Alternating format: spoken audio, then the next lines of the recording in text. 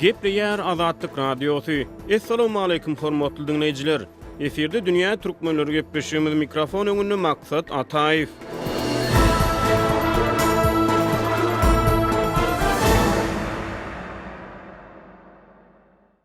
Türkmenistanyň goňşusy Owganystanyň käbir üýtgeşmeleri bolup geçýär. Ashraf Gani ýurdun prezidentligine täzeden saýlandy. Häkimiýet wekilleriniň arasynda bu ugurda dürli garaýyşlar bar. Şol bir wagtyň özüne ýakyn wagtda Taliban topory bilen Birleşen Ştatlaryň arasyna parahatçylyk ulalaşygynyň gazanyljakdygy barada gurrunlar edilýär. Bu siyasi täzelikleriň fonuna goloýda Demirgazyk Owganystanda ýaşaýan etnik türkmenler özlerine ýol başçy saýlady. Dünýä türkmenleri gepleşiginiň bu sanyny Owgan türkmenleriniň özlerine öň başçy saýlamagy, munyň sebäpleri, täsirleri we wada berýän netijeleri barada gurrun edýäris. Gepleşigimizde Azatlyk Radiosynyň kabuldaky habarçysy Şamerdan uly Murady bilen bu tema boýunça geçirilen söhbetdeşligi hemde onuň täze etnik türkmen lideri Şeyh Seyit Muhammed Haşimi ýahundan alan interwiýusyny siziň dikkatiňize ýetirýäris.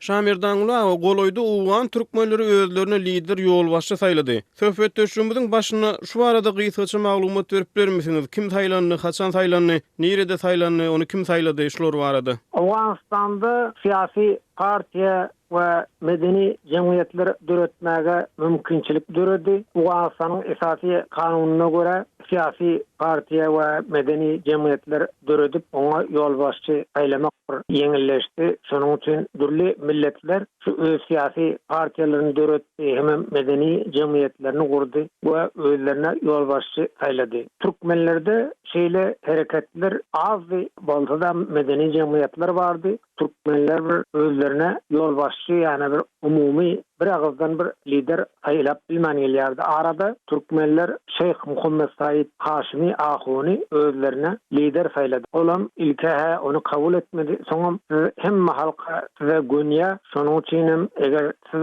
şunu kabul etseňiz diýip onuň haýyş etdiler. Soň ol kabul etdi. Şondan soňra ol Owgan türkmenleriniň lideri hökmünde saýlandy. Onuň üçin ýüzlerçe türkmen wekilleri toplanyp gol çekip şonuň türkmenlere ýolbaşçy, ýani lider, rahber saýlanmagy barada bir karara da gol çekdiler, bir jarnama elan etdiler. Bir iki gün öňem onuň üçin ýöreýte bir dabara geçirildi. Uly dabara, şol dabarada türkmenleriň däbi boýunça don giydirip onuň belini guşadylar. Şonda da fata berdiler. Şol ýygynaga da Demirgazyk Owganystanda ýaşaýan türkmenleriň wekilleriniň agla wasy gatnaşdylar. Şamerdan uly täze türkmen lideriniň ýolbaşçylyk etjek fiziki giňişligi, territorial giňişligi, onuň ygtyýarlyklary, wezipe borçlary barada bir anyrak gurrun etsek, Owganystanyň 3 million töweregi etnik türkmen ýaşaýar.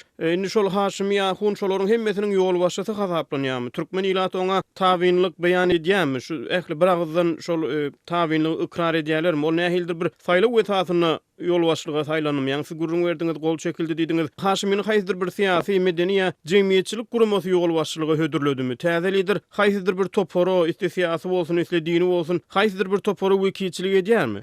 Öyle bir topara wekilçilik edýän adamym däl, ýöne il içinde bir abraýly tanalýan, köp gowgorlayan, hallanyan adam. Şonuň üçin Herat welaýatynyň başlap ta Gündüz welaýatyna çelişip Demirgazyk Günmatar Owganystanda şu türkmenler ýaşar, şol türkmenleriň hemmesi bir agızdan onuň ýolbaşçy saýlanmagyna karar berdi. Bu bir öz boluşly dünýälik bu hereket boldy. Öňünden bir guramaçylygam ýok. Indi türkmenler bize bir ýolbaşçy gerek. İlki bilen şu ýolbaşçyň bolmasa, häzirki ýagdaýda Owganystanda kyn şertlerde ýaşamak kyn diýip şu karara geldiler. Ona bir karşıdaş hem ýok. Indi diýsek türkmenlerde häzir bir siýasy partiýa ýok. Ýöne gelecekde bir siýasy partiýa döretmegi hem gözüňde tutýarlar. Emma türkmenleriň medeni jemgyýetleri bar. Bir siyasi hareketlerden bar diýsek ýalňyş bolmaz. Misaly Owgan türkmenleriniň milli hereketi adında 2 jemgyýet döredildi. Şol jemgyýetler siyasi hareketler bilen meşgulanýar. Şol jemgyýetler hem medeni jemgyýetler hem türkmenleriň şorasy bar, türkmenleriň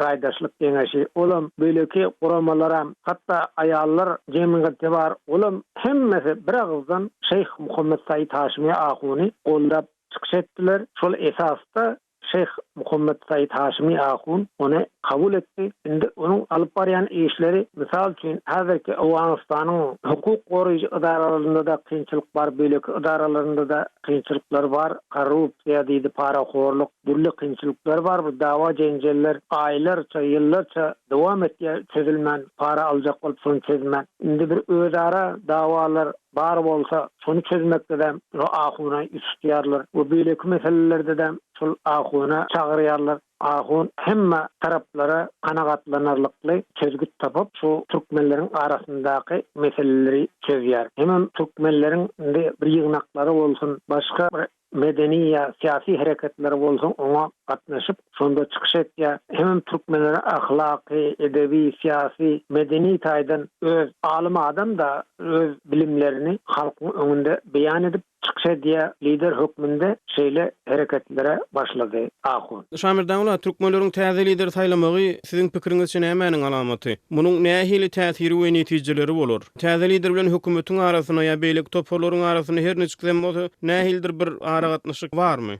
Awganistan'a Türkmenleriň ýaşaýan şertlerini has ýakynyň düşünmek üçin soraýan Şamirdan olaga. Meselem, täze ýol başlygynyň iş edarasy barmy? Oňa bitirýän iş üçin aýdaly aýlyk günlük tölenýärmi? Ýa-da ol diňi iş üstüne kethuda hökmüne bir sylanýan bir dawa jenjeli ýa şoňa meňde ştatlar çözmek üçin kazy hökmüne aýdaly ýol başlyga saýlanmy? Has ýakynyň düşünmek üçin ýa-da düşündirdiňiz siz? Şol hemme taraplara öz için alýan bolup ýol başçy saýlandy. Indi Awgan türkmenlerinde öň bir lider ýokdy.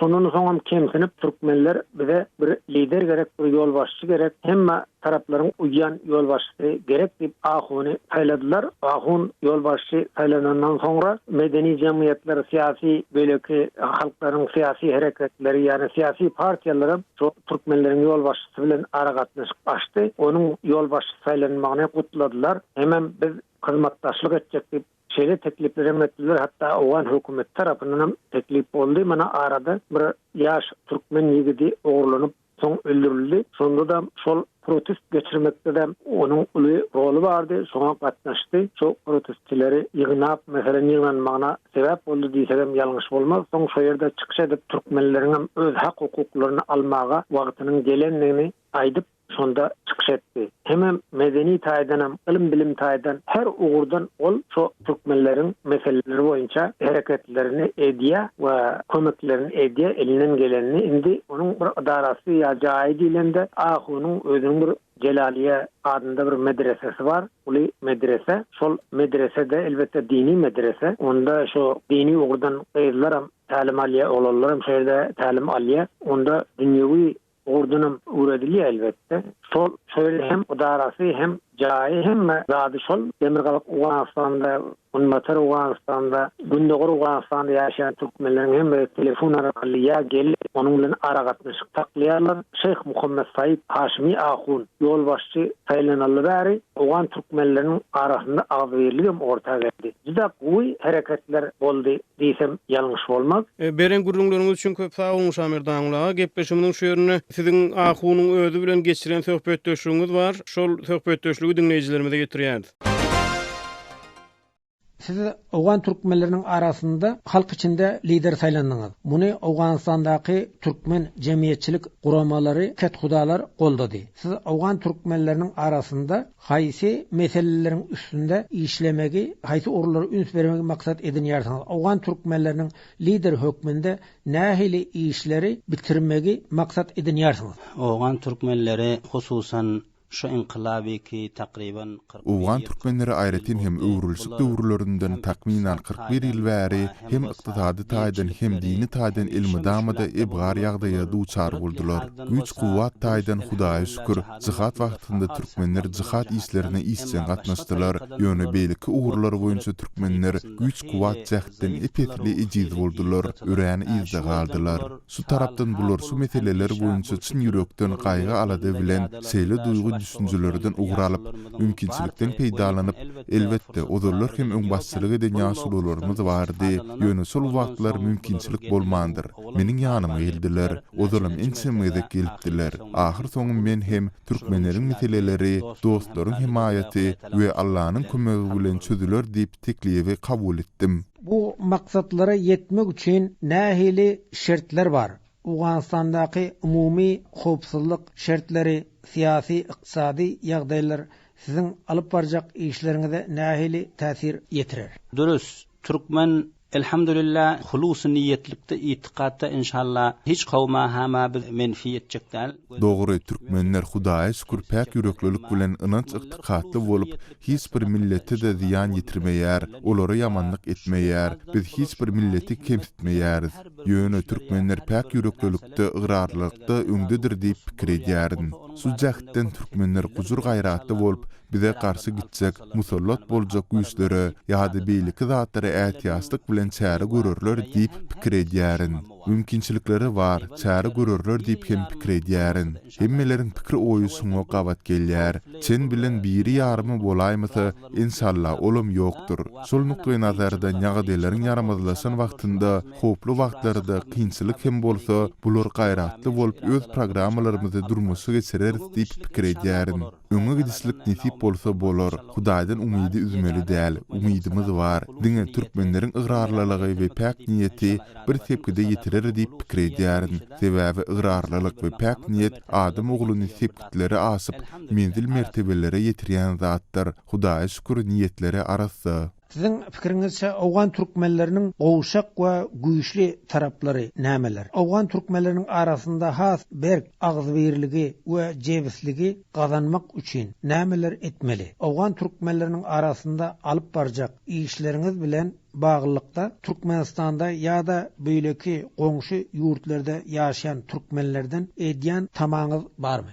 Türkmenlerin cebs mahkam jaýlary bolsa din urda, hususan mesajitlara, medarislara, fuqara we mesakinlere, hatta özüniň rozgary zaýyfam bolsa iktisat tarapdan şonda hem bularyň himmetleri hili belend. Bu barada bular köp gowy, köp bir mazbut adamlar. Emma dürüst kudret lihazdan, iktisat lihazdan awwal hili bir ali adamlar bolmalylar, welakin bul şeraýatda hili pes, hili zaýyf adamlar boldular. Çünkü hiç bir fırsatdan bulara kudret ellerine gelmedi. O bet yoldan, zordan ya bir Hudaý Resulüň naraz bolaryan tarikatından bular kudret intihab etmediler. Yaxşı yoldan bular kudret bulara nesip bolmady. Iktisadan bar bular masraf etdiler. Hem Türkmenler dini uğrudan ören güýçli. Olar aýratyn himmetçitlere, medreselere, garyp gasarlara, iktisady taýdan öz ýagdaýlarynyň ejizligine garamazdan kömek edýärler. Şu uğurlarda türkmenler ören berk ve güýçli adamlar, güç kudret taýdan, iktisady taýdan hem türkmenler güýçli bolmalydyr welin, häzirki şertlerde ejizlige, gowşuklyga duçar boldular. Sebäbi hiç bir pursatda türkmenleriň ellerine güç kudret berilmedi. Şol bir wagtyň özünde bular erwet ýoly bilen peýgamberiň närazy boljak tär tilsimi bilen güç kudrety, häkimeti eýe boljak bolmady. Halal ýoldan bolsa türkmenlere häkimet nesip etmedi. Iktisady taýdan hem bular hem özlerine hem de özüleri çykdaja etdiler. Şu iki uğur boýunça türkmenler biraz gowşak, emma niýet päl we gujur gaýrat taýdan türkmenleriň mertebesi belentdir.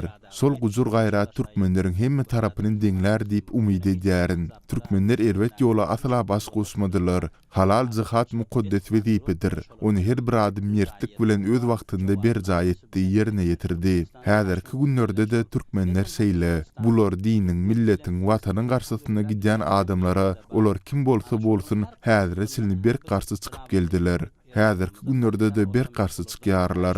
Dünýä türkmenleri bilen diňe türkmençilik taýdan oňyn gatnaşyklar ýoly goýulsa, muňa mümkinçiligimiz bar.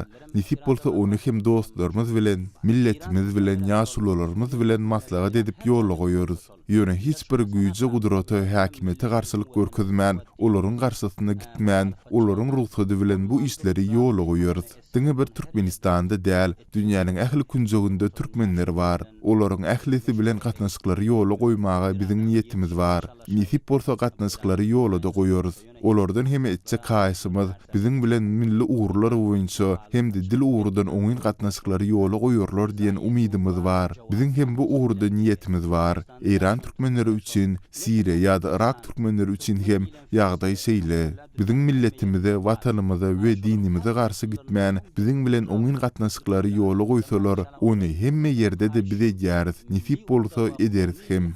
lafızda we lisani lihada inşallah hasany rabatalar esseler inşallah bildirim irada bar we olardanam şu umidim bar. İran türkmenleri hem şol, Suriye türkmenleri ya Irak her jaydaki bolsa şol.